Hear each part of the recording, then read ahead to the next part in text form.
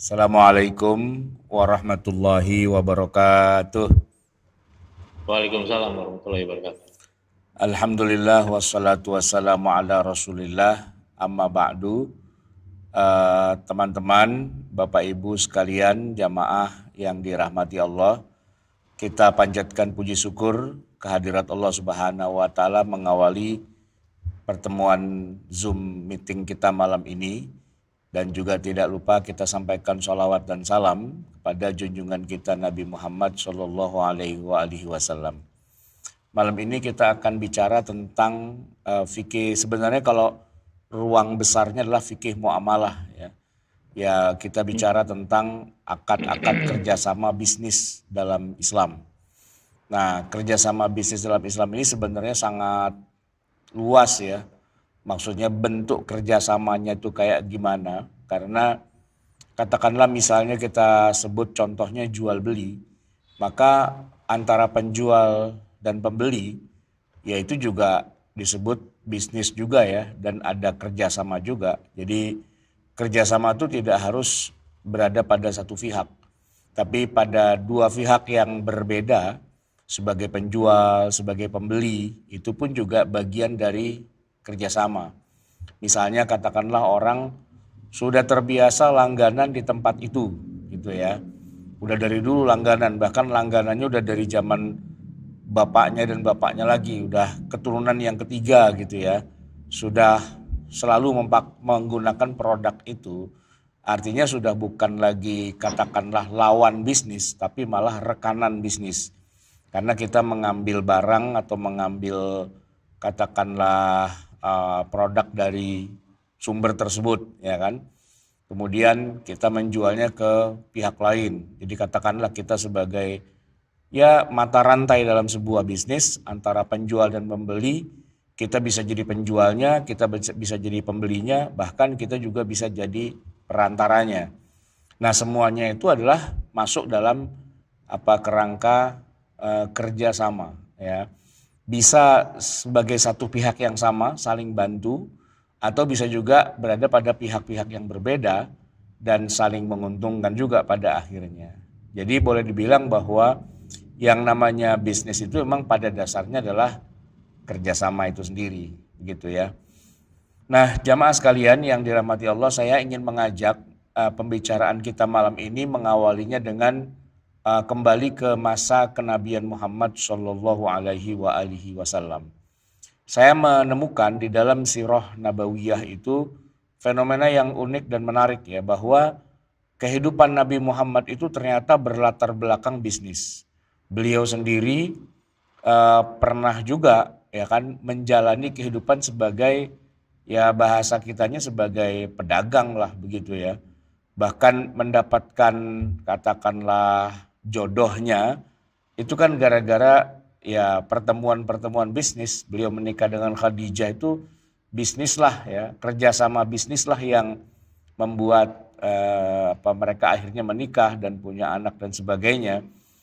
Dan memang orang-orang Quraisy, Nabi Muhammad ini termasuk istrinya Khadijah, itu memang lahirnya itu di Mekah, di tengah masyarakat yang Allah menyebutkan di dalam Al-Quran, Rihlatash Shita'i was-Saif.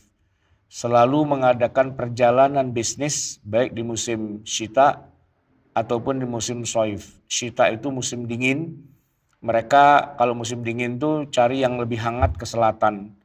Karena kan mereka berada pada Mekah itu kan berada pada lintang utara ya. Jadi kalau musim dingin mereka ke selatan ke daerah Yaman yang lebih hangat pastinya, lebih panas. Tapi kalau musim panas, nah mereka ke arah yang dingin, yaitu ke negeri Syam. Selain di kota Mekah sendiri juga ada pusat bisnis ya. Kalau di Mekahnya mungkin bisnisnya rada-rada lokal, dalam arti hanya internal negeri Arab saja. Nah, nanti setiap tahunnya kan ada ritual haji, walaupun belum turun perintah haji yang Islam ya. Tapi mereka mewarisi dari zaman Nabi Ibrahim itu bahwa Mekah atau Ka'bah, Baitullahil Haram itu memang adalah pusat bisnis minimal untuk lokal Arab. Nah, semua suku yang ada di Arab itu kemudian kumpul untuk haji sekaligus juga mereka berbisnis. Nah, jadi ada bisnis internal ya, dan Mekah sebagai ibu kotanya, dan ada bisnis yang sifatnya internasional, di mana pada saat itu mereka bisnisnya ke utara dan ke selatan. Kalau ke utara itu ke negeri Syam. Negeri Syam itu boleh dibilang mewakili atau representasi dari peradaban barat gitu ya. Kemudian mereka juga di musim dingin tadi mereka ke selatan untuk menghindari dinginnya ke negeri Yaman. Nah, negeri Yaman itu juga pusat perdagangan dunia juga di masa itu.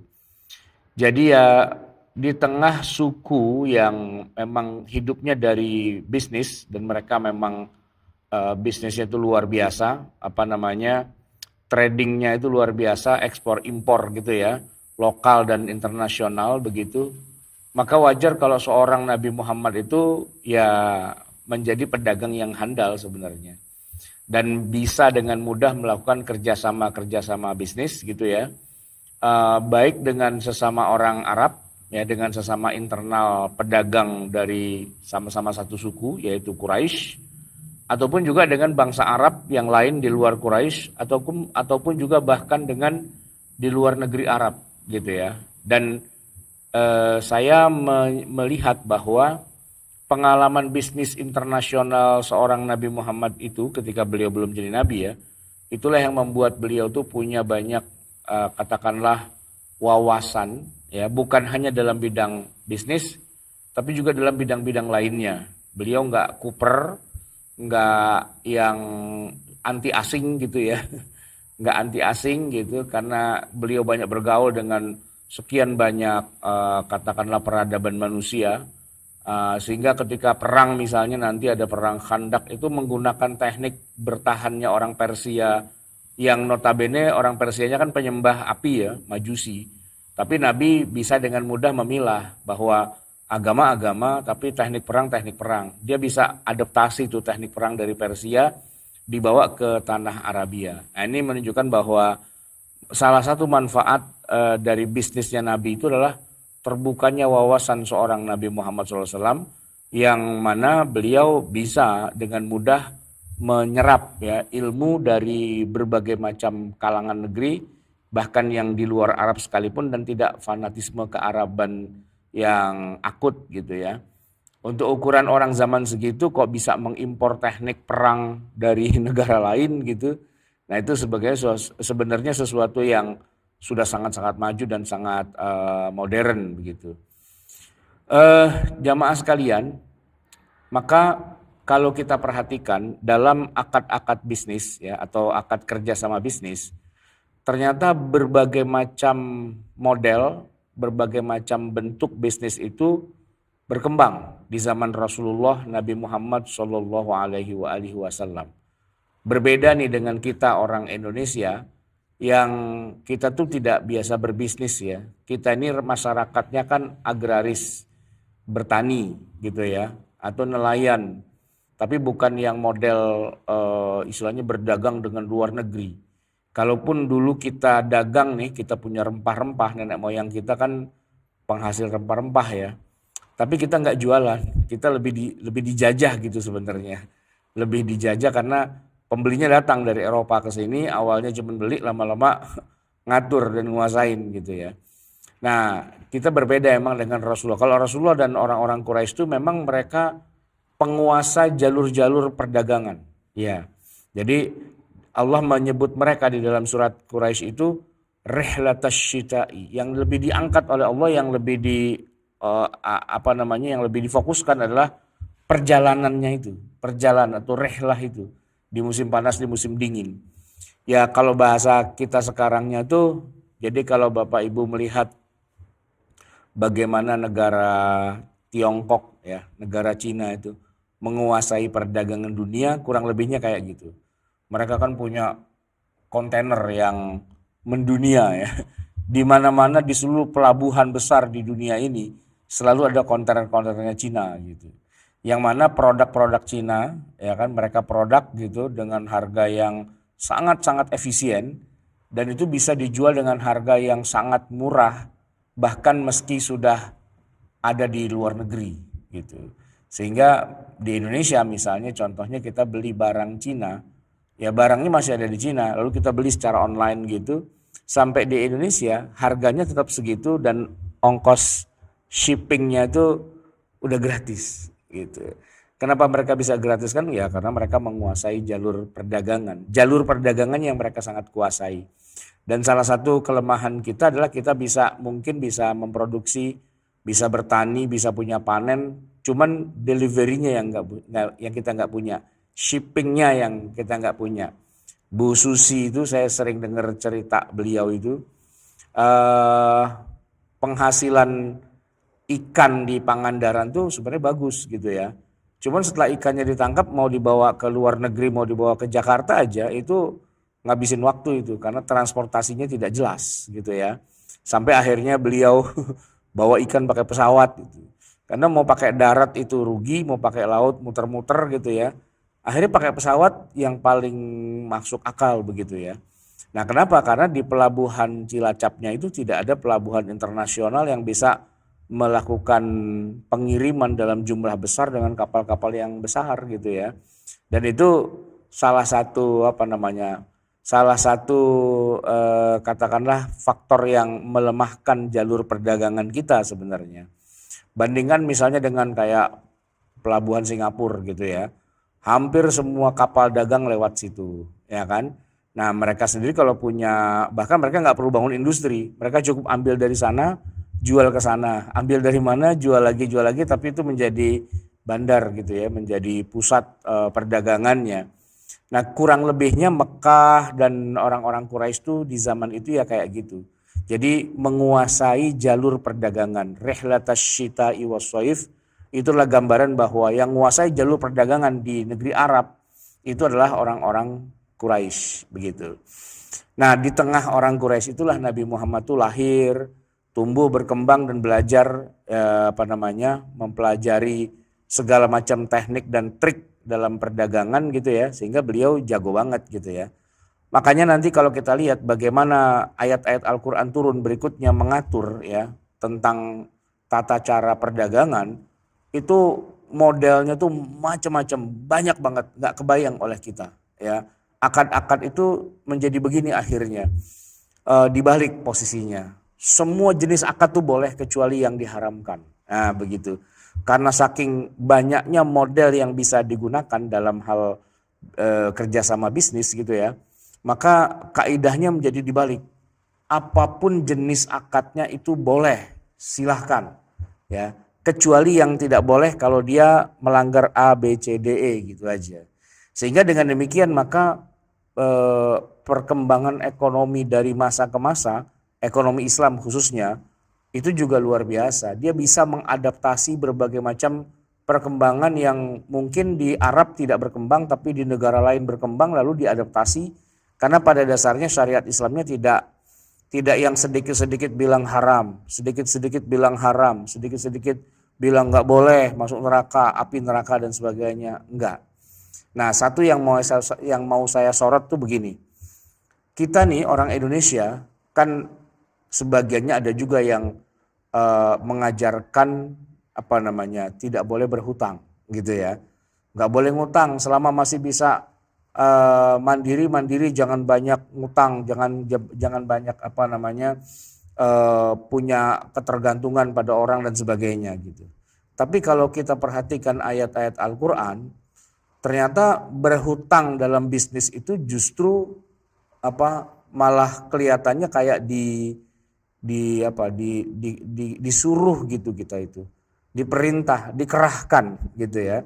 Saya membaca di dalam salah satu surat di dalam Al-Quran ya tentang bolehnya atau dianjurkannya berhutang. Jadi Allah Subhanahu Wa Taala itu memberikan kesempatan kepada kaum muslimin gitu ya untuk bisnis, dan dalam bisnisnya itu berhutang itu nggak apa-apa, silakan aja, yang penting dicatat gitu ya. Surat surat Al-Baqarah ayat 282 itu kan dari awal sudah membolehkan orang-orang itu berbisnis dengan cara berhutang ya, wahai orang-orang yang beriman, ya ayyuhalladzina amanu idza tadayantum bidainin ila ajalin musamma faktubuhu. Itu menarik itu ayatnya. Wahai orang-orang yang beriman, apabila kamu tadayantum, saling berhutang, bidainin dengan utang, ila ajalin musamma, sampai kepada batas tempo waktu tertentu, faktubuhu, ya. Faktubuhu itu tulislah akad perjanjiannya. Jadi yang menarik, ayat ini tidak mengatakan jangan suka ngutang, bukan begitu malah. Ya silakan aja kalau emang bisnis itu harus hutang gitu ya, berinvestasi. Dan Nabi itu boleh dibilang orang yang berhutang, ya berhutang kepada Khadijah ya. Waktu itu kan Nabi mau mengembangkan bisnis, ya tentu butuh dana kan, butuh investasi kan, butuh modal. Nabi nggak punya modal, tapi nggak apa-apa. Nggak harus orang dagang tuh punya modal sendiri ya. Dia bisa juga pakai modalnya orang lain. Dan terjadilah kerjasama bisnis gitu loh. Yang disebut nanti ada mudharabah atau murabahah dan istilah-istilah yang lainnya. Nabi ya boleh dibilang dalam tanda petik berhutang atas uangnya Khadijah. Karena beliaulah yang bertanggung jawab terhadap perputaran hasil bisnisnya itu. Dan Khadijah kemudian memberikan modalnya, suntikan dananya, lalu diputarlah oleh Nabi. Dan hasilnya dibagi dua ya, dengan kedua belah pihak. Nabi dapat sekian persen, Khadijah dapat sekian persen. Dan kalau mau dibilang hutang ya itu hutang gitu ya. Tinggal nanti yang dalam agama Islam atau dalam Al-Quran, bukan jangan berhutang, tapi gini, kalau mau utang boleh, tapi dicatat ya. Itu, mau berhutang boleh, tapi dicatat ya. Nah makanya kerjasama bisnis dalam Islam itu unik. Islam itu tidak mengharuskan orang jual beli itu harus tunai, enggak. Silahkan aja, jual beli itu boleh yang ila ajalin musamma, dalam arti jatuh temponya kapan gitu ya. Boleh, ini kan kalau penjual dan pembeli itu kan, penjual memberikan barangnya, ya kan, pembeli memberikan uangnya gitu kan. Kalau yang paling dasar sih itu harus terjadi secara bersamaan. Dalam arti orang beli satu barang, dia keluar duit, lalu penjualnya dia keluar barang gitu kan. Tapi itu terlalu sederhana. Dalam agama Islam enggak dibatasi bahwa jual beli itu hanya harus yang cash gitu aja, enggak. Boleh beli itu uangnya duluan tapi barangnya belakangan ya, atau bisa juga yang lebih sering adalah ya barangnya duluan uangnya belakangan. Tapi dua-duanya bisa ya. Kalau kita lebih sering mengenal istilahnya kredit ya, kredit motor, mobil, rumah dan sebagainya, barangnya duluan uangnya belakangan gitu kan. Tapi kalau di masa Nabi bahkan yang itu ada dan yang kebalikannya juga ada. Uangnya duluan, barangnya baru belakangan. Itu yang disebut dengan istilah salam atau salaf. Sebenarnya praktek kayak gitu sudah dilakukan oleh orang-orang Yahudi dan juga orang-orang Arab Madinah. Mereka tuh pada punya kurma, pohon kurma maksudnya ya, ladang kurma. Di mana mereka itu sudah bisa menjual hasil panen yang belum terjadi panennya, masih tahun depan panennya, atau tahun depannya lagi, 2 tahun ke depan, bahkan bertahun-tahun ke depan yang belum ada panennya, itu sudah dijual dan mereka sudah dapat duitnya. Panennya belum ada seperti tapi duitnya udah dapat. Gitu, Ustaz, ya? Kenapa? Seperti ijon gitu ya, Ustaz? Seperti ya. Ijon. Ya, memang ijon. Iya, memang ijon. Dan sebenarnya kan itu haram ya. Sebenarnya itu kan haram. Karena menjual barang yang belum ada. Tapi ternyata Nabi itu tidak melarang, cuman meluruskan saja. Kalian kalau mau jual beli kayak gitu ya, yang namanya salam atau salaf, itu silahkan. Cuman beliau kasih syarat aja. Harus ketahuan berapa kilonya atau berapa ukurannya dan kapan harus diserahkannya. Jadi tidak dilarang, cuman diluruskan aja begitu. Nah ini menarik, kenapa sedemikian dinamis ya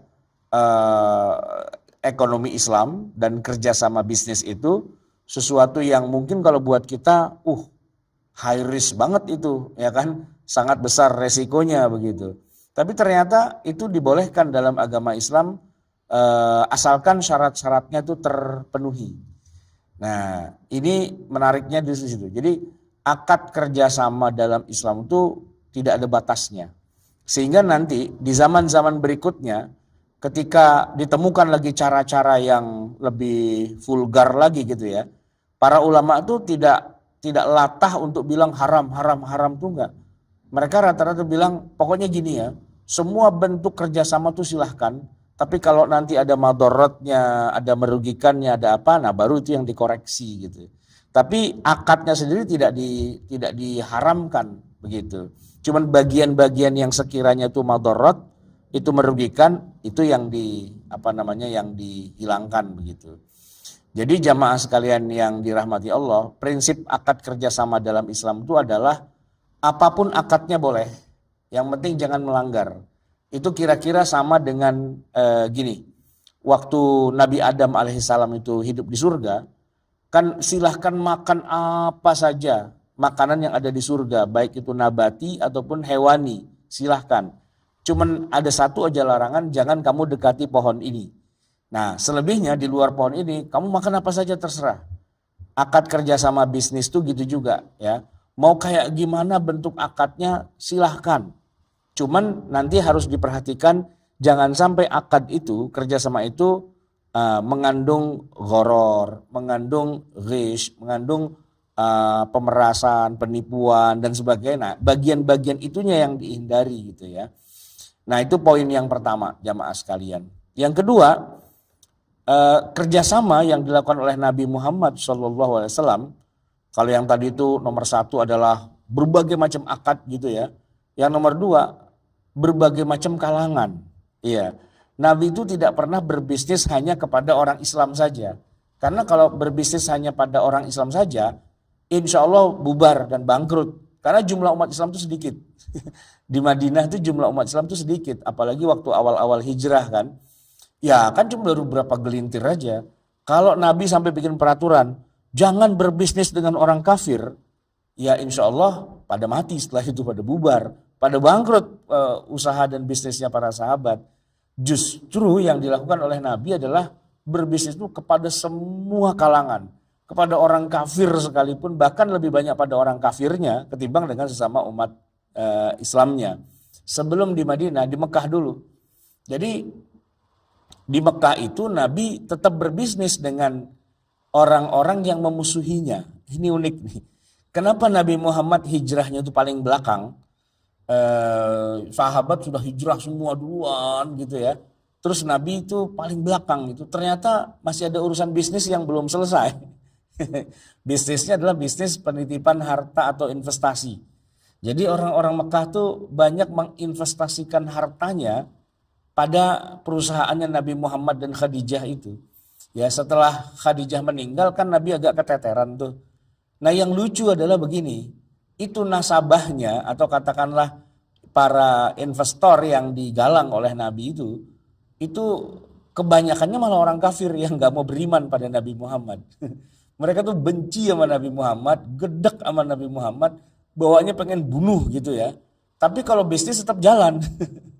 Jadi iman-iman, perang-perang, bisnis tetap jalan begitu. Dan bisnisnya tetap aman dan yang menarik adalah begini. Kenapa orang kafir itu tetap bisnis sama Rasulullah padahal mereka nggak suka dengan Nabi yang dikatakan sebagai orang gila, orang penyair, dikatakan orang yang kena sihir dan sebagainya. Tapi bisnis sama Nabi tetap jalan tuh gimana ceritanya? Karena ini faktor trust, kepercayaan. Faktor trust atau kepercayaan. Yang bahasa kitanya dibilang zaman sekarang ya saya sih udah percaya sama dia. Apapun yang terjadi tetap bisnis saya jalan sama dia. Nah orang yang sangat dipercaya dan modal zaman sekarang itu kan kalau orang bisnis kan bukan uang sebenarnya tapi kepercayaan. Ya, kepercayaan. Jadi pasar tuh percaya pada dia bahwa dia tuh bisa mengembangkan gitu ya walaupun dia nggak punya duit. Tapi orang mau berinvestasi di situ gitu kan. Nabi Muhammad walaupun nggak punya duit, tapi karena dia orang terpercaya, dikasih gelar Al-Amin. Itu Al-Amin itu Nabi itu orang yang dipercaya sebenarnya itu karena dia itu seorang pebisnis. Di antara sesama pebisnis di Mekah itu, semua orang tahu bahwa oh kalau bisnis sama Muhammad aman gitu. Jadi investasi-investasi kalau di tangan Nabi Muhammad itu aman. Lepas dari mereka nggak suka dengan materi keislamannya, tapi kalau yang masalah kejujurannya, masalah dipercayanya dan sebagainya itu aman semua. Nah, salah satu bukti Nabi Muhammad itu adalah orang yang dipercaya. Pertama, dia dapat gelar Al-Amin yang tidak pernah dicabut, gitu ya. Diusir iya, tapi dicabut gelarnya enggak. Nabi itu yang ngasih gelar Al-Amin itu kan bukan orang Islam, tapi rekanan-rekanan bisnis yang kafir-kafir itu. Ya, mereka kafir gitu ya, tapi mereka ngasih gelar pada Nabi Muhammad Al-Amin, terpercaya itu, gitu kan. Dan sampai Nabi Muhammad terusir dari Mekah, keluar dari Mekah, label Al-Amin nggak pernah dicabut. Dia tetap orang yang jujur gitu kan. Dan Nabi Muhammad membuktikan bahwa dia jujur apa? Ketika beliau mau meninggalkan Mekah, ini segala investasi yang ada ini diselesaikan dulu sama Nabi, dikembalikan dulu. Jadi Nabi rada rempong mau hijrah itu bukan apa-apa. Ini urusan bisnis belum selesai nih. Jadi dia tetap amanah gitu. Kalau bahasa kita kan ngapain diurusin, bawa kabur aja duitnya, salah sendiri lu kenapa investasi sama gua gitu kan. Ternyata enggak. Nabi itu tidak yang model ribut sama orang terus apaan aja dirampok, dirampas, dia apa. Enggak. Dia tetap menjaga apa namanya nama baiknya sebagai seorang yang al-amin. Maka urusan agama mereka ribut gitu ya, berantem, main mau bunuh-bunuhan dan sebagainya. Tapi ketika Nabi bilang ya udah kalau gitu saya keluar deh dari Mekah, saya pergi ke Madinah. Itu semua diselesaikan dengan baik. Tidak ada satupun hartanya orang kafir yang ditilep, ditimpe sama Nabi itu enggak. Dibalikin semua. Jadi unik kan begitu ya. Maka integritas seorang Nabi Muhammad itu di situ kekuatannya gitu. Nah berarti sampai detik-detik terakhir Nabi hijrah, bisnisnya Nabi itu sama orang kafir ternyata. Gitu ya. Kemudian ketika Nabi hijrah ke Madinah, bisnisnya Nabi sama orang kafir lagi. Sama Yahudi Madinah itu bisnisnya banyak gitu. Dan yang unik adalah bahkan walaupun banyak Yahudi yang kemudian akhirnya terusir dari Madinah karena perang agama ya, mereka pengkhianat apa segala macam, tapi tidak semua Yahudi melakukan hal itu. Ada sebagian Yahudi yang mereka tetap Yahudi, tidak mau masuk agama Islam, tapi mereka tidak berkhianat sehingga mereka tetap boleh tinggal di Madinah. Nah, kalau pernah dengar cerita bahwa Nabi SAW itu meninggal dalam posisi punya utang baju besi yang digadaikan kepada orang Yahudi, lah itu Yahudinya itu Yahudi yang baik gitu loh. Dan bukti bahwa untuk urusan bisnis itu tidak ada Islam bukan Islam. Ya, Nabi tetap bisnis sama orang kafir gitu ya. Jadi baik di Mekah atau di Madinah bisnisnya tuh kemana-mana, nggak dibatasi konsumennya atau rekanannya hanya yang muslim-muslim saja, tapi kepada semua kalangan gitu, kepada semua pihak gitu ya. Bahkan bukan hanya orang Arab, bisnisnya tetap sama luar negeri, tetap apa itu tetap jalan. Jadi nggak baperan gitu bisnisnya. Kalau kita melihat sirah nabawiyahnya itu menariknya di situ. Nah maka zaman kita sekarang ini memang salah satu kelemahan bisnisnya umat Islam itu adalah begini, merasa gurur, merasa dirinya atau umat Islam banyak. Jadi kita bisnis untuk internal aja lah gitu. Itu dari awal sudah kesalahan paling besar tuh. Bisnis hanya untuk sesama umat Islam. Gurur itu namanya. Merasa diri jumlahnya paling banyak. Iya sih kalau di Indonesia muslim mayoritas. Tapi jangan lihat begitu. Lihatnya tuh warga dunia. Ya kan? Hari ini penduduk muka bumi itu hampir 8 miliar. Dan yang muslimnya nggak sampai 2 miliar. Berarti kalau kita mengkhususkan bisnis hanya sesama umat Islam saja gitu ya. Ya apa namanya ruang lingkup bisnis kita jadi terbatas di situ doang, ya kan? Cuman 2 miliar aja. Yang 6 miliar itu pangsa pasarnya tuh hilang begitu saja. Nah, padahal Rasulullah nggak begitu ngajarinnya. Bisnis mah sama semua kalangan, nggak ada urusan dia muslim atau dia nggak muslim begitu. Itu catatan yang sangat penting ya untuk kita ketahui. Nah, memang kalau di Indonesia tadi yang saya bilang gurur tadi ya, terlalu mengandalkan jumlah umat Islam, lalu juga terlalu terlalu bahagia terhadap kesadaran keislaman. Sehingga kalau untuk kasus Indonesia konteksnya hari ini memang itu jadi pangsa yang cukup lumayan sih ya. Untuk ukuran lokal-lokal aja tuh udah lumayan sih. Orang mulai bisnis hijab, orang mulai bisnis sampo khusus untuk para wanita yang berhijab gitu. Busana muslimah, pokoknya yang pakai jualan syariah itu lumayan gitu. Tapi begini, itu larisnya dan lakunya cuma di Indonesia doang. Iya, karena yang lagi semangat ada fever terhadap keislaman, yang lagi demam keislaman tuh memang bangsa Indonesia sekarang ini gitu ya. Lagi dikit-dikit umat Islam tuh pokoknya apa-apa yang serba syar'i lah begitu. Bikin restoran yang syar'i, bikin perumahan yang syar'i, apa-apa yang syar'i gitu kan. Nggak salah sih kalau ruang lingkupnya hanya bicara Indonesia doang, iya gitu. Tapi bisnis itu kan jangan begitu, bisnis itu harus mendunia, ya kan, harus ke seluruh dunia gitu. Dan konsumennya jangan hanya berpikir, wah saya mau bisnis ini oleh-oleh haji gitu ya. Iya memang benar yang pergi haji banyak, yang umroh juga banyak. Jadi kalau kita buka counter oleh-oleh haji mungkin jualan korma, jualan kacang Arab dan sebagainya itu ya, ya tapi itu bisnis ecek gitu sebenarnya, nggak terlalu besar juga. Maksudnya nggak mendunia gitu ya. Nah kalau umat Islam tuh berpikirnya hanya selalu lokal, lokal, semuanya berpikir begitu, akhirnya pasarnya kan juga jadi seret juga karena pemainnya terlalu banyak dan kolamnya itu aja. Nah harusnya kolamnya itu adalah kolam dunia gitu kan. Bisnisnya ya bisnis yang bukan hanya mengandalkan orang Islam. Saya tertarik dengan gaya raja-raja Saudi ketika mereka, padahal ya orang Saudi itu Raja Saudi itu setiap tahun kan kebanjiran konsumen dari dunia Islam ya. Mereka pada haji, pada umroh. Tapi kelihatannya pemerintah Saudi selama ini bodoh amat gitu. Dia nggak ngambil untung dari jamaah haji, jamaah umroh. Bahkan dia malah ingin show off gitu ya. Masjidil Haram digedein apa segala macam dan semua digratisin gitu. Dia nggak ngambil keuntungan sedikit pun dari pariwisata religi, itu nggak diambil keuntungan. Kenapa? Saya berpikir, kenapa ya pemerintah Saudi kerajaannya tuh tidak ngambil untung dari jamaah haji dan umroh gitu ya? Ya karena ada bisnis yang lebih besar. Apa? Ya minyak bumi. Itu lebih gede daripada haji, ya kan? Jadi kalau di haji itu pemerintah Saudi lebih banyak buang duitnya daripada cari duit gitu kan? Kenapa kok begitu? Karena dia punya minyak yang banyak dan dia jualannya sama Yahudi, ya kan? Jualannya sama Amerika, jualannya sama Eropa, jualannya sama Cina dan sebagainya. Bisnisnya udah menyangkut hal-hal yang di luar dari sekedar kepentingan kecil umat Islam begitu. Walaupun kalau sekarang ada mulai kecenderungan Raja Salman itu mulailah membisniskan pariwisata ya.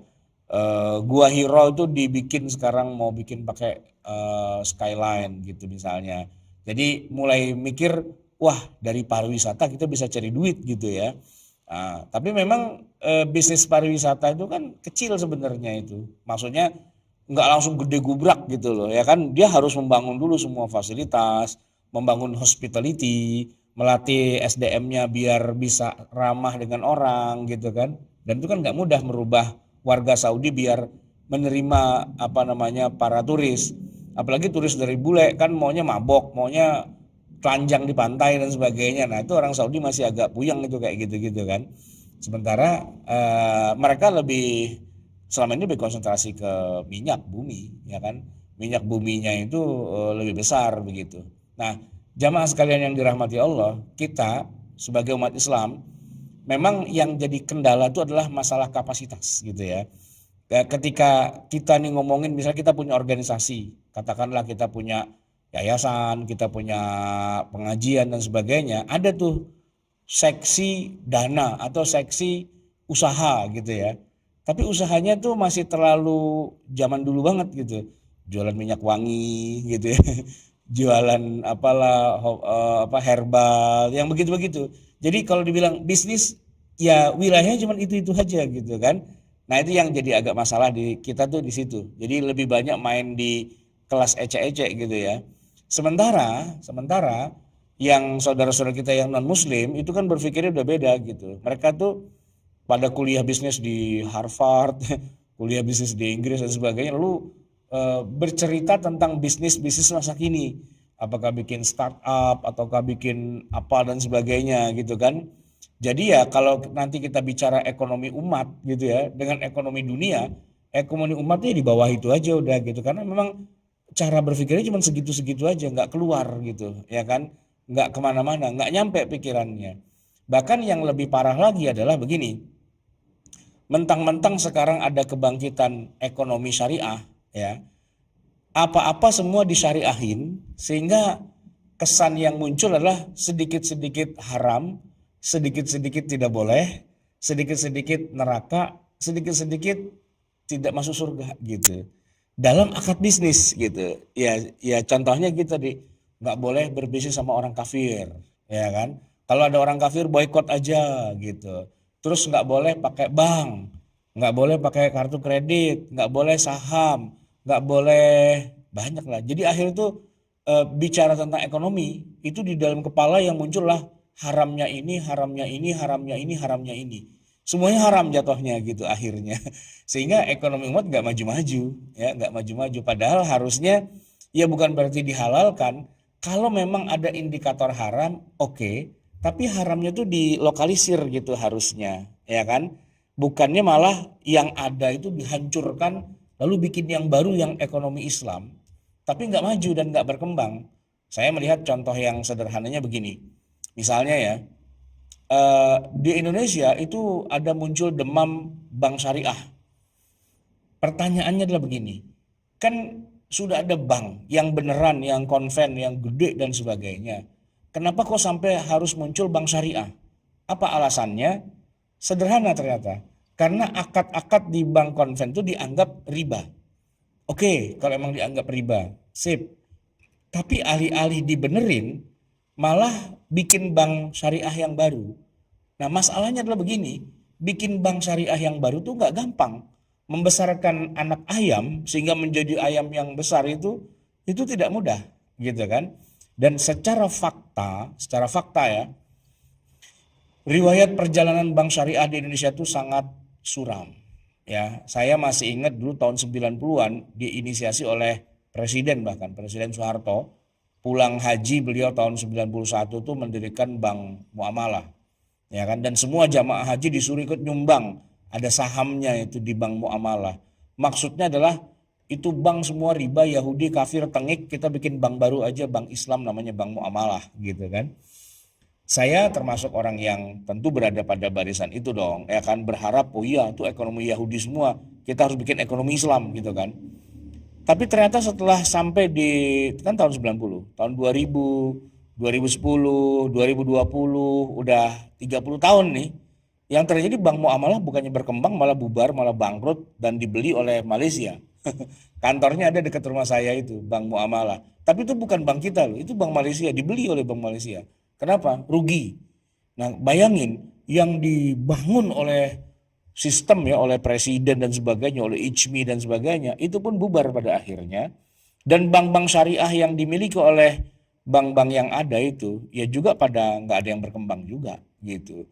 Orang tetap bergantung pada bank konven gitu ya. Bahkan walaupun sekarang bank syariahnya digabung jadi satu, jadi bank apa itu, bank BSI apa namanya sekarang namanya itu. Iya, tapi ya masih belum bisa Bank Syariah Indonesia. Bank Syariah Indonesia. Tetap bank konven masih dipakai sama umat Islam gitu. Dan nggak bisa menjadi alternatif pengganti dari bank konven gitu. Jadi bank syariah cuma jadi penghias lah gitu ya. Bank-bank syariah jadi penghias, tapi apa namanya, tulang punggung ekonomi bangsa Indonesia tetap masih mengandalkan bank-bank konven. Pertanyaannya, kenapa bank konven tetap ada dan kenapa bank syariah itu letih, lesu, lemah, loyo, lemot dan sebagainya? Ya tentu nggak mudah membangun sebuah sistem ekonomi ya, sebuah lembaga keuangan kayak bank itu nggak mudah. Itu harus orang yang jago lah gitu ya, pakar-pakar ekonomi yang luar biasa, yang pemikirannya nggak yang sedikit-sedikit haram, sedikit-sedikit haram, sedikit-sedikit haram gitu kan. Kalau udah eksklusif kayak gitu emang agak sulit berkembangnya gitu. Nah, sementara orang Saudi tetap masih pakai bank konven gitu ya. Mesir masih pakai bank konven. Di hampir semua negara Islam bank konven itu masih dipakai. Dan belum ada di dunia ini bank yang benar-benar murni syariah yang bisa mengganti keberadaan bank konven itu. Pertanyaannya, kenapa harus diganti bank konven? Kenapa nggak dibenerin aja di dalamnya? Ya, artinya kalau memang itu di dalamnya ada hal-hal yang ribawi, ada hal-hal yang nggak sesuai dengan syariah, ya beresin aja. Bukankah begitu juga dulu Rasulullah ketika melihat jual beli ijon itu kan riba gitu kan. Tapi Nabi nggak bilang, pokoknya salam itu haram, ganti dengan sistem ekonomi Islam. Enggak, Nabi nggak begitu. Apa yang sudah berjalan di tengah masyarakat, jual beli ijon itu oleh Nabi dibolehkan. Cuman bagian yang haramnya, nah itu yang dilokalisir. Kalian kalau mau jual beli ijon boleh, tapi syaratnya begini, begini, begini. Nah, maksudnya begini, kalau sekarang bank itu dianggap riba, oke, riba. Nah, bagian mananya yang riba? Nah, itu yang kita atur gitu. Bukannya bank yang besar dihancurkan, kita bikin lagi bank dari kecil. Yang kecil ini nggak gede-gede juga gitu. Akhirnya ketika harus adu balap lari, bank yang besar dengan bank kecil pada bubar. Bank yang besar ya tetap establish gitu. Kenapa nggak yang besarnya saja diperbaiki dalamnya biar dia sesuai dengan syariah gitu ya. Nah itu problemnya di kita tuh begitu. Jadi karena apa? Karena menganggap bahwa ekonomi itu harus betul-betul murni dari kehendak kita gitu. Padahal enggak. Nabi dan para sahabat itu ketika mereka terjun dalam dunia bisnis dan ekonomi memang ikut pasar. Iya. Apa yang memang ada di pasarnya begitulah udah diikutin aja. Bahkan mereka juga pelaku pasar juga. Kecuali nanti ada hal-hal yang sekiranya itu dianggap melanggar, ya bagian itunya saja yang diberesin. Ibarat kata nih, ada ayam hidup ya, nyasar masuk ke dalam masjid gitu. Ya namanya ayam, dia buang kotoran sembarangan. Tiba-tiba ketahuan tuh, ada ayam, ada kotoran ayam tuh di dalam masjid. Kan nggak mungkin karpetnya semua dibakar kita ganti tikar kan nggak. Ya kita periksa aja di mana tadi itu ayam buang kotoran. Oh bagian ini, bagian itunya yang kita bersihin dan sebagainya. Bukan karpet satu masjid dibuang-buangin kan, nggak begitu caranya. Nah problematika kita tuh adalah terlalu terlalu pede ya, ingin membangun sistem, tapi nggak sampai gitu kemampuannya. Termasuk nih ya zakat. Saya seringkali diundang oleh lembaga-lembaga amil zakat yang dengan sangat pedenya mengatakan bahwa sebagai sistem yang ribawi ya, sistem ribawi harus kita hancurkan, kita ganti dengan sistem zakat gitu. Saya agak senyum-senyum aja mendengar jawaban kayak gitu. Kenapa? Karena sistem zakat itu sebenarnya bukan sistem yang dijadikan sebagai alternatif dari ekonomi. Nanti hari Rabu datangnya juga berempat. Pesannya dari sekarang. Tahu besok depan. Ini kan udah Minggu, Senin, Selasa, Rabu. Bentar Ustaz, ini siapa? Saya dijadiin ini dong. Ntar kalau keluar cuma satu dulu ya gitu ya. Alat lo nih saya bukan co-host kayaknya. Jadi nggak bisa meng-mute-kan. Oke. Bentar Ustaz. Bu Neneng Nancy. Suaranya keluar, di-mute-in. Maaf. Ya, makasih. Apa dulu Ustaz? Ya.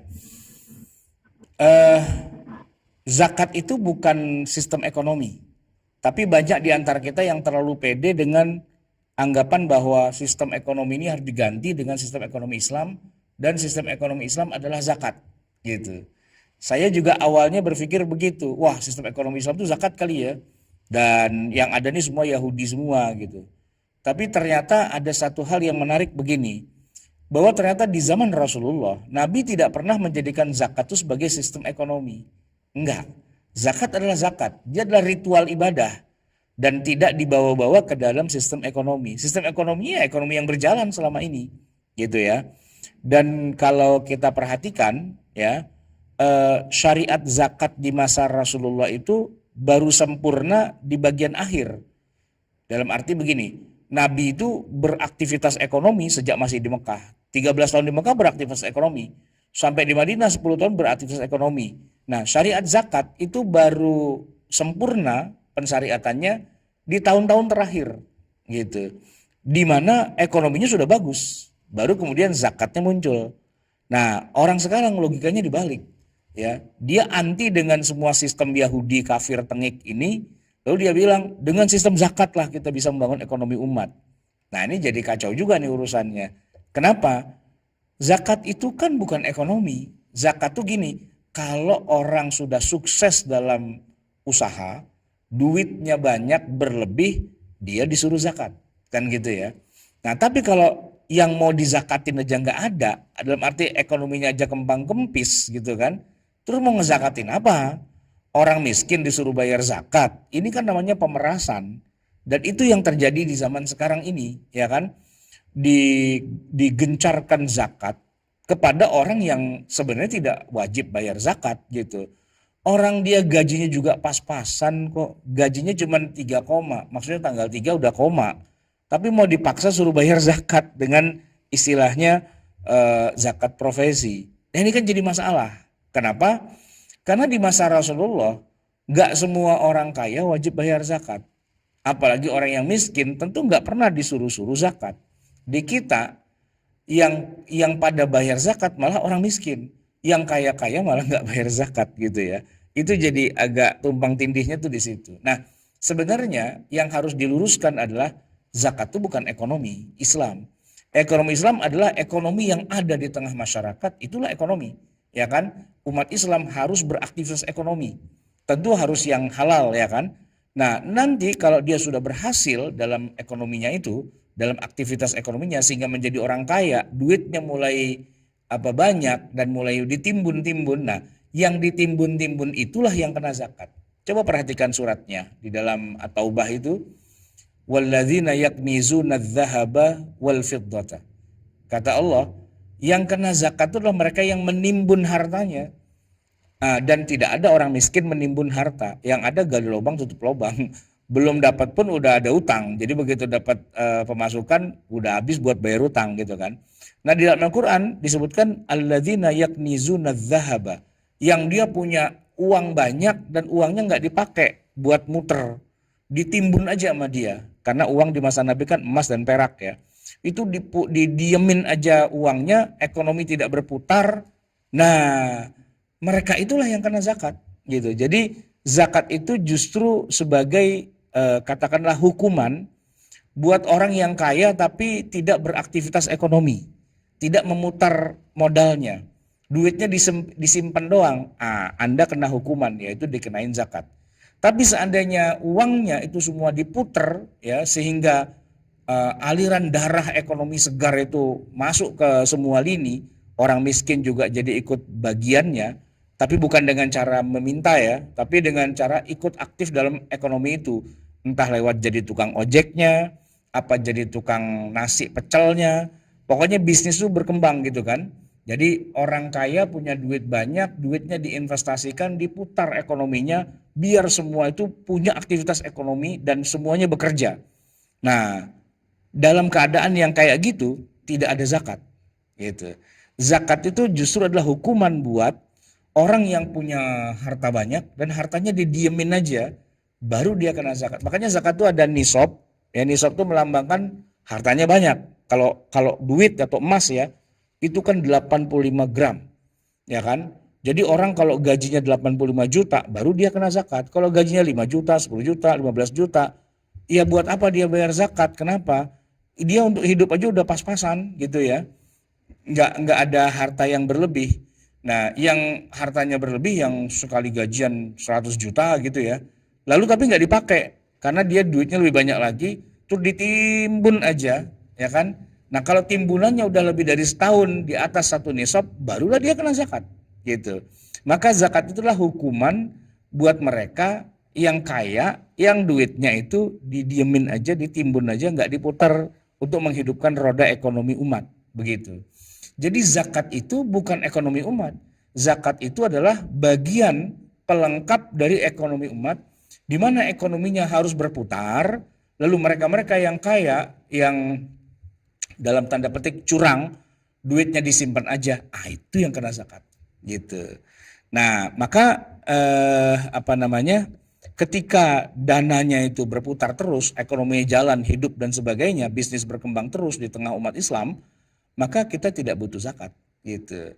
Nah, kalau tidak butuh zakat itu tandanya bahwa ekonominya malah berkembang. Tapi kalau zakatnya jadi banyak, oh membuktikan bahwa orang kayanya ini pada nggak mau ikut aktivitas nih, cuman pada nyimpen aja duitnya sebanyak-banyaknya. Ah, berarti Allah bilang, kamu harus keluarkan hartamu atau kalau enggak kamu dibakar di neraka. Yauma yuhma fiha be, ingatlah pada hari di mana emas dan perak itu dipanaskan. Fatukwa biha jibahuhum wa junubuhum wa zuhuruhum hadza ma kanaztum li anfusikum. Jadi orang kaya yang sukses, yang duitnya banyak, tapi tidak beraktivitas ekonomi, tidak bikin kerja sama bisnis dengan siapapun, dia diemin aja uangnya, nah itu yang emas dan peraknya akan dipanaskan sampai membara lalu ditempelin di jidatnya, di perutnya dan di punggungnya, dan kata malaikat rasakan tuh harta yang kamu timbun yang tidak kamu putar. Nah, prinsipnya bahwa ekonomi Islam itu harus berputar, dan ketika berputar dia tidak boleh putarannya kecil hanya di tengah umat Islam saja, dia harus putaran yang besar. Jadi biar apa namanya mendapatkan kekuatan ekonominya pun juga enggak hanya dari itu aja, tapi dia kemana-mana, ya kan? Dan dengan berbagai macam teknik kerjasama yang ada dalam syariat Islam, kalau memang apa namanya tidak sesuai dengan agama, bukan sistemnya dihancurin, tapi bagian itunya yang dibelokin gitu, biar sesuai dengan syariat Islam. Jamaah sekalian yang dirahmati Allah, artinya apa?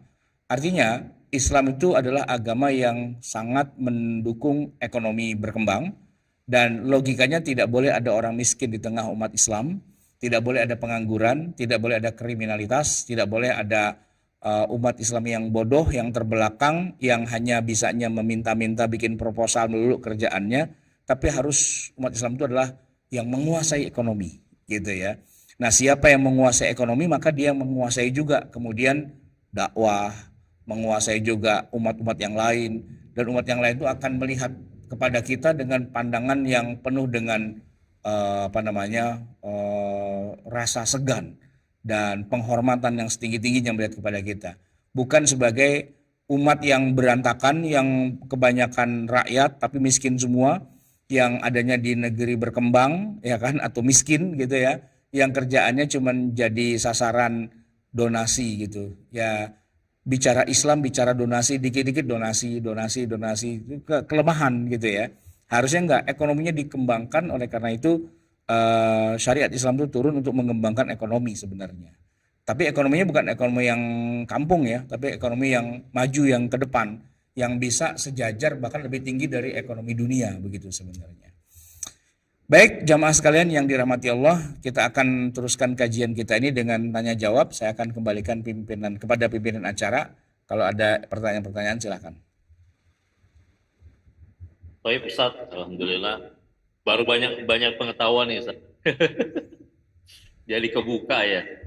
Memang sih Ustaz, karena saya juga bertanya-tanya tentang zakat profesi yang digaung-gaungkan itu gitu. Karena bagi orang yang dengan UMR gitu ya, itu zakat profesi jadi berat gitu, main potong-potong aja 2,5% kan gitu.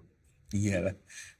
Apalagi mungkin sekelas ya mungkin supervisor, manajer, oke lah gajinya belasan juga, kalau anaknya banyak ya dia masih termasuk bukan yang wajib membayar zakat kan gitu. Ya. Karena kan kebutuhannya beda. Nah, ya, ini jadi membuka lah Ustaz gitu. Karena ini zakat profesi udah bertahun-tahun ya Ustaz. Gitu udah gitu, dan sebenarnya ya memang ya tadi pencerahan dari Ustaz bahwa tidak jangan disangkut pautkan dengan ekonomi kan gitu. Zakat ekonomi muamalah itu memang harusnya begitu gitu. Ya. Ini jangan zakat jadi BMT dan jadi simpan pinjam kan gitu. Iya. Yang ada kan sekarang begitu, zakat jadi BMT dan simpan pinjam berjalan gitu. Dan BMT-nya juga nggak gede-gede juga, padahal uangnya masuk terus kan gitu. Tapi kok nggak gede-gede juga, saya juga bingung. Bank muamalah juga memang apa ya, seperti nggak ada ruhnya gitu. Padahal ya kan bank syariah ya. Ya ruhnya nggak ada, makanya kalau dia tuh kolaps ya wajar karena ruhnya nggak ada, value-nya apa nilai yang Ya. ya seperti bank konvensional biasa yang lagi dibesarkan aja gitu. Karena karyawannya juga harusnya ada ruhnya Ustaz ya. Jadi ketika dia membawa sebuah bank syariah gitu dia harus punya ruh itu. Jadi ya susah kalau gitu. Benar kalau Ustaz ya, kalau memang karena muamalah itu adalah yang apa yang diharamkan, yang dibatasi kan gitu. Pembatasan berdasarkan transaksional yang haram memang seharusnya memang bisa aja kita lakukan itu ya. Setelah bank konven mana nih yang haram, aturannya kita benerin gitu kan Ustaz, Iya. Ustaz ya. Iya, betul. Menarik nih. Teman-teman bagaimana? Pak, jangan pada tidur ya. Ayo bangun semua. Ini menarik nih pembahasan nih, banyak pencerahan yang kita dapat malam ini dari Ustadz Ahmad Sarwat. Dan apa namanya, bertahun-tahun Ustadz, dari zaman saya kerja itu zakat profesi itu bayar terus. Sekarang tercerahkan nih Ustadz. Jadi oh iya. Dan juga tercerahkannya kenapa BMT nggak bisa gede, padahal kan dia selalu dapat masukan dari zakat kan gitu. Itu juga apa? Ibaratnya kan dia tinggal nyalurin, income-nya selalu ada kan gitu. Income selalu masuk, tapi kok nggak besar-besar. Baik, Toib, nih bagaimana nih, Mas Pak Usman dok nggak ada nih, hilang. Latlon pada kemana nih? Halo, Mas Damar, Pak Aristoto. Toib, Ustaz, ini ada pertanyaan dari saya, Ustaz. Ya. Satu pertanyaan mengenai, jadi kalau misalkan zakat itu tidak dipisahkan dalam muamalah, zakat itu sebaiknya untuk apa, Ustaz? Nah, ini pertanyaan bagus nih. Dari tadi saya memang mau mancing-mancing ke situ, cuman belum ada yang nanya, tiba-tiba ditanya, bener. Jadi gini, kalau kita baca di Al-Quran, zakat itu tuh memang ritual banget sebenarnya. Al-Quran tuh mengatakan begini, innamas shadaqatu lil fuqara wal masakin wal amilina 'alaiha wal mu'allafati qulubuhum. 8 asnaf doang. 8 tuh gini ya, 8 asnaf doang. Jadi zakat itu lebih merupakan ritual ibadah sebenarnya ketimbang ekonomi umat. Kenapa? Karena hanya dibatasi kepada 8 kelompok aja. Dan 8 kelompok ini pun sebenarnya yang ada di masa Rasulullah. Yang kalau di hari ini dari 8 itu tinggal dikit.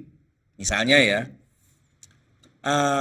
yang kelima itu kan wafir riqab, untuk membebaskan budak. Jamaah sekalian, budak kan hari ini udah nggak ada, gitu kan? Terus mau diapain itu?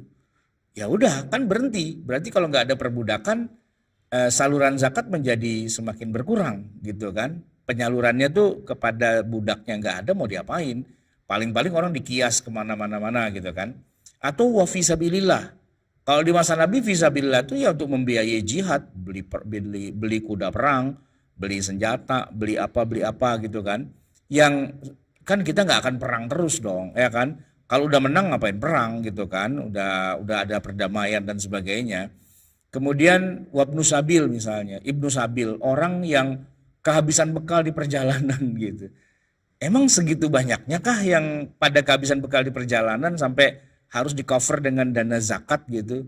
Mungkin iya ya kalau di zaman Nabi, karena orang tuh kan masih perjalanan tuh kan high risk ya, lewat padang pasir dan sebagainya, bisa kena penyamun, bisa kehabisan bekal karena apa namanya nyasar di padang pasir dan sebagainya gitu. Tapi di zaman sekarang mana ada sih orang kehabisan bekal di jalan? Ya kalau kehabisan mah dia tinggal telepon aja, atau kalau misalnya kita kecopetan di jalan gitu ya kita pulang tinggal naik taksi, bayar di rumah kan selesai gitu istilahnya kan. Tapi di Al-Quran tuh semua itu disebutkan satu persatu, detil gitu. Dan diawali dengan innama, hanya untuk 8 itu saja. Yang mana 8 itu saja itu kalau di konteks zaman sekarang sebagian besarnya malah sudah tidak update lagi gitu kan. Nah terus gimana nih kita? Mau kita tafsirin seenak kita? Misalnya sabilillah itu kita bilang pokoknya apapun yang diridhoi Allah tuh sabilillah. Nah itu kan banyak begitu tuh wafisabilillah. Kemudian akhirnya apa? Akhirnya malah saya balik sekarang. Emang ada aktivitas kita yang tidak fisabilillah? Nah kalau semuanya fisabilillah, terus apa gunanya dikasih batasan zakat tuh hanya kepada 8 asnaf, di mana salah satunya adalah fisabilillah.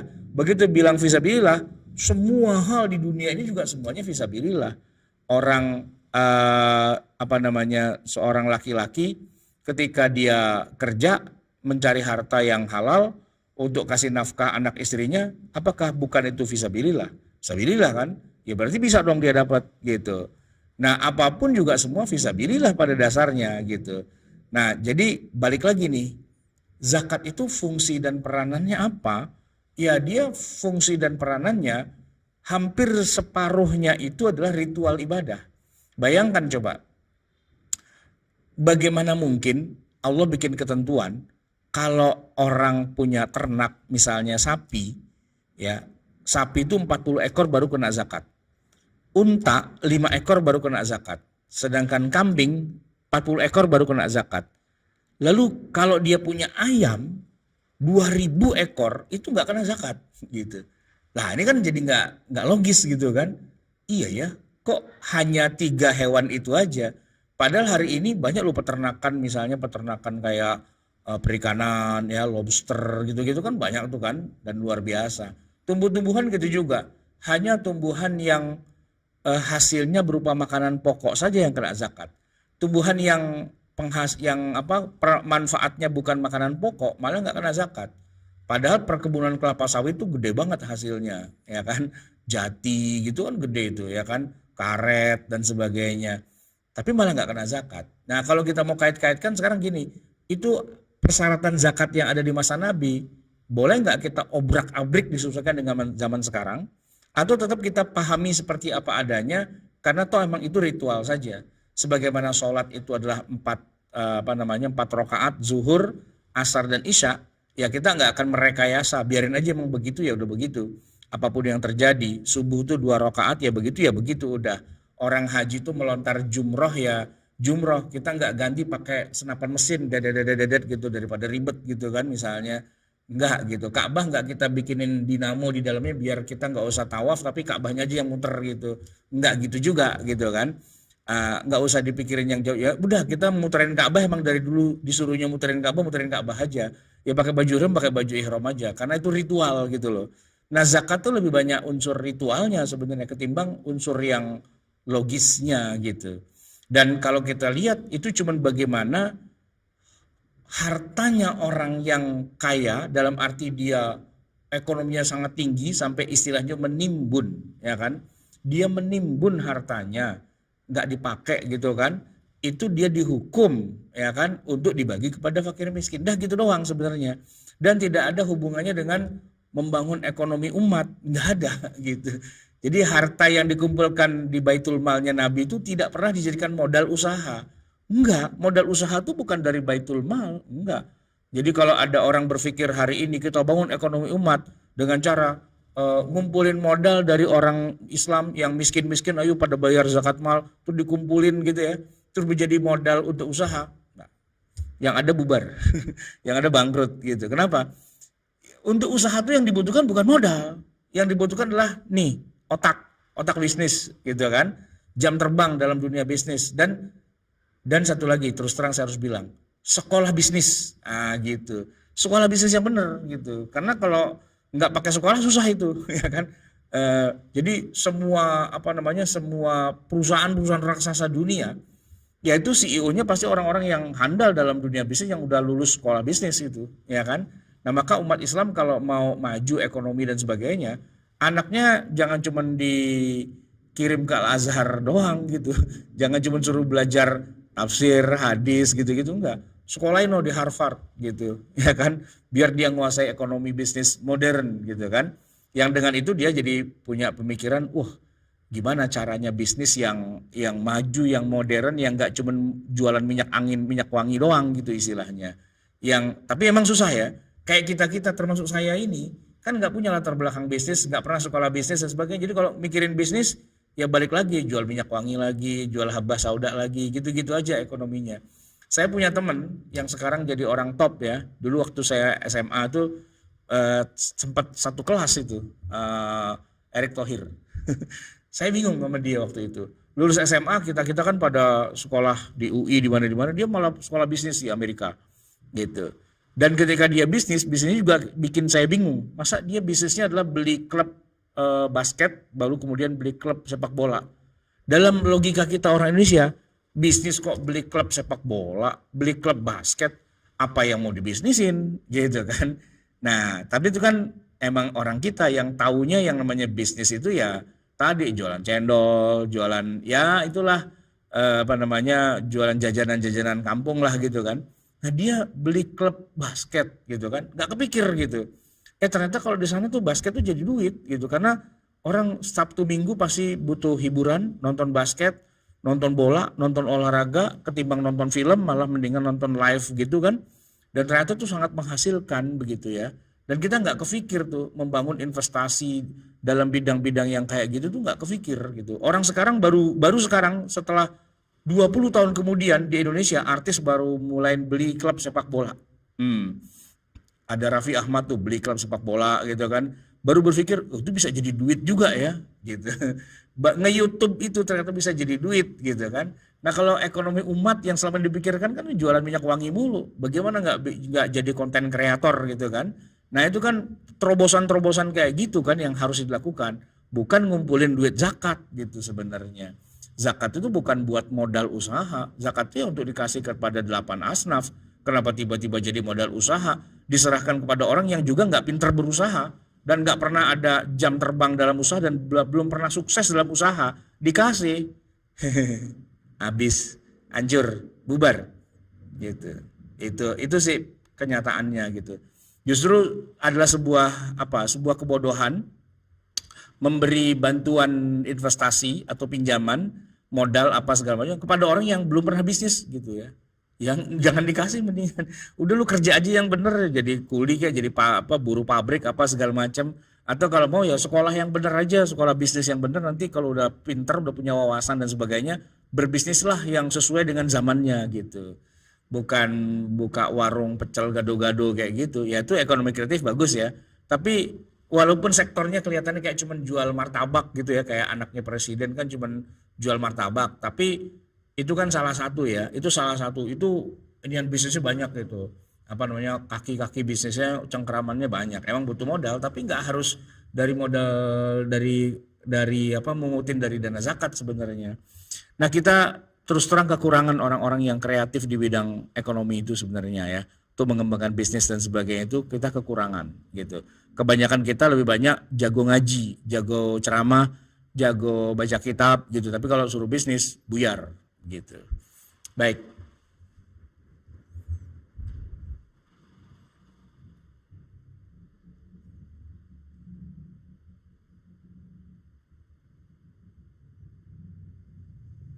Cukup barangkali, mari kita tutup kalau nggak ada lagi pertanyaan.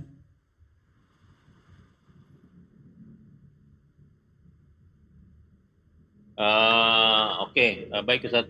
Nah, teman-teman dari mana teman-teman gimana? Jadi salah ya, jadi kita harus perbaikin Ustaz ya masalah BMD.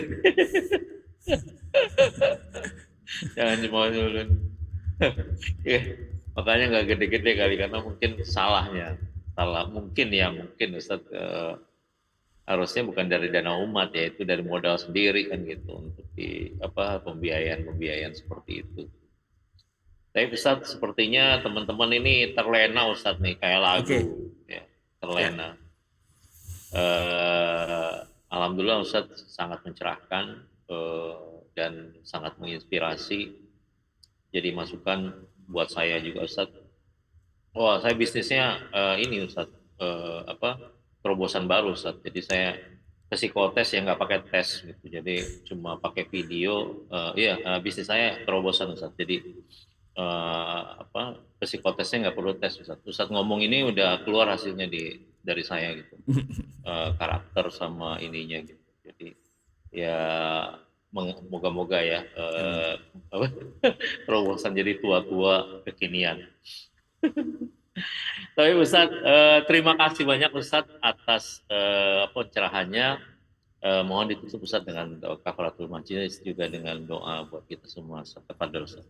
Ya, Bismillahirrahmanirrahim. Alhamdulillahirabbil alamin. Hamdan yuwafi ni'amahu wa yukafi mazidah. Ya Rabbana lakal hamdu wa lakal syukru kama yanbaghi li jalali wajhika wa li 'azimi sultanik. Allahumma shalli wa sallim wa barik ala sayyidina Muhammadin wa ala ali sayyidina Muhammad. Rabbana zalamna anfusana